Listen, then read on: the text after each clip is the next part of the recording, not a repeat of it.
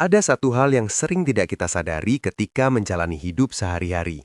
Kita tidak hanya mengalami peristiwa, tetapi juga menafsirkannya. Tafsiran inilah yang perlahan membentuk pengalaman emosional, keputusan, bahkan cara seseorang memahami dirinya sendiri.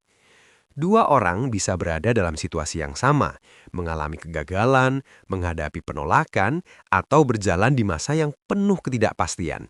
Namun, merasakan dampak yang sangat berbeda, bukan karena realitasnya berbeda, tetapi karena cara berpikir yang digunakan untuk memahami realitas tersebut juga berbeda. Dalam psikologi kognitif, pola-pola tafsir ini sering disebut sebagai distorsi kognitif, yaitu kecenderungan berpikir yang terasa wajar dari dalam, tetapi sebenarnya menyederhanakan realitas secara berlebihan, dan pada akhirnya membuat hidup terasa lebih berat dari yang seharusnya.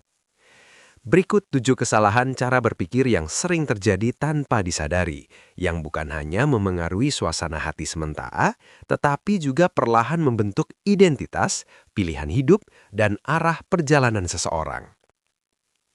Kesalahan pertama adalah kecenderungan melihat hidup dalam kategori ekstrim. Otak manusia menyukai kepastian, karena kepastian memberi rasa aman, sehingga pengalaman yang kompleks sering disederhanakan menjadi label seperti berhasil atau gagal, pintar atau tidak mampu, diterima atau ditolak. Padahal kehidupan jarang berjalan dalam batas yang tegas seperti itu. Proses belajar selalu mengandung kebingungan, pertumbuhan emosional selalu melibatkan kesalahan, dan relasi interpersonal selalu bergerak di antara kedekatan dan jarak. Ketika seseorang melihat dirinya melalui kategori ekstrim, kesalahan kecil dapat terasa seperti bukti kegagalan total, sementara pencapaian pun terasa rapuh karena bergantung pada standar yang kaku. Pola ini membuat individu sulit menikmati proses dan lebih fokus pada penilaian akhir terhadap dirinya sendiri. Kesalahan kedua muncul ketika pengalaman tunggal berubah menjadi kesimpulan tentang identitas. Manusia adalah makhluk yang memberi makna pada pengalaman, namun terkadang makna tersebut dibangun terlalu cepat dan terlalu luas. Satu penolakan dapat berkembang menjadi keyakinan bahwa diri tidak layak diterima. Satu kegagalan dapat berubah menjadi narasi bahwa diri tidak kompeten. Dalam jangka panjang, cerita-cerita kecil yang berulang ini membentuk gambaran diri yang terasa nyata, meskipun berasal dari pengalaman yang terbatas. Akibatnya, seseorang bukan hanya mengingat pengalaman masa lalu, tetapi juga hidup sesuai dengan cerita yang ia bangun tentang dirinya sendiri, sehingga ruang untuk perubahan terasa semakin sempit.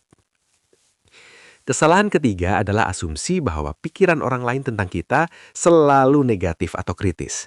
Sebagai makhluk sosial, manusia memang sensitif terhadap penilaian lingkungan, tetapi sensitivitas ini sering berkembang menjadi beban psikologis ketika individu merasa terus-menerus berada dalam sorotan.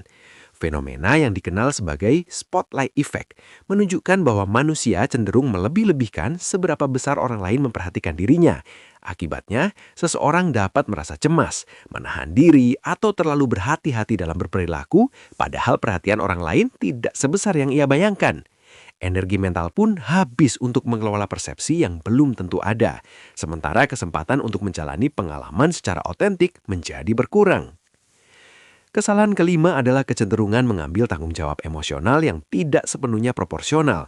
Dalam relasi sosial, manusia memang saling memengaruhi, tetapi tidak semua emosi orang lain merupakan akibat langsung dari tindakan pribadi. Ketika seseorang terbiasa mempersonalisasi peristiwa, ia dapat merasa bersalah atas dinamika yang sebenarnya kompleks, seperti perubahan suasana hati orang lain atau konflik yang memiliki banyak faktor. Pola ini sering muncul dari kebutuhan untuk merasa memiliki kontrol, karena menerima bahwa beberapa hal berada di luar kendali bisa terasa tidak nyaman. Namun harga yang dibayar adalah kelelahan emosional yang berulang, karena individu terus memikul beban yang tidak sepenuhnya menjadi tanggung jawabnya. Kesalahan keenam berkaitan dengan bias negatif dalam cara individu mengevaluasi dirinya sendiri. Penelitian psikologi menunjukkan bahwa pengalaman negatif memiliki dampak emosional yang lebih kuat dibandingkan pengalaman positif, sehingga kritik terasa lebih membekas daripada pujian, dan kesalahan terasa lebih signifikan daripada keberhasilan. Dalam jangka panjang, evaluasi diri yang timpang ini membuat individu merasa kurang, meskipun realitas menunjukkan adanya kemajuan dan kompetensi yang nyata. Kesalahan terakhir adalah kecenderungan menyempitkan identitas menjadi satu aspek kehidupan saja, seperti pekerjaan, prestasi akademik, atau peran sosial tertentu.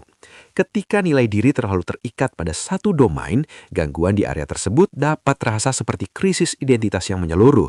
Padahal manusia memiliki identitas yang jauh lebih kompleks, mencakup relasi, nilai pribadi, pengalaman hidup, kreativitas, dan dimensi lain yang tidak selalu terukur melalui performa. Memahami kompleksitas ini membantu individu membangun stabilitas psikologis yang lebih kuat karena perubahan dalam satu aspek kehidupan tidak secara otomatis mengguncang keseluruhan konsep diri. Pada akhirnya, kesalahan cara berpikir ini tidak muncul karena kelemahan pribadi, melainkan sebagai bagian dari cara kerja alami pikiran manusia yang berusaha mencari makna, kepastian, dan rasa aman.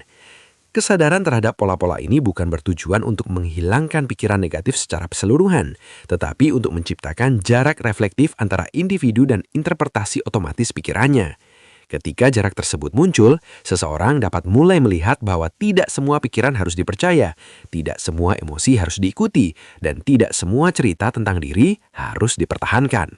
Mungkin disitulah kedewasaan psikologis perlahan terbentuk, bukan ketika hidup menjadi tanpa masalah, tetapi ketika seseorang memiliki fleksibilitas untuk memahami bahwa pengalaman hidup tidak hanya ditentukan oleh apa yang terjadi, melainkan oleh cara ia memberi makna terhadap apa yang terjadi.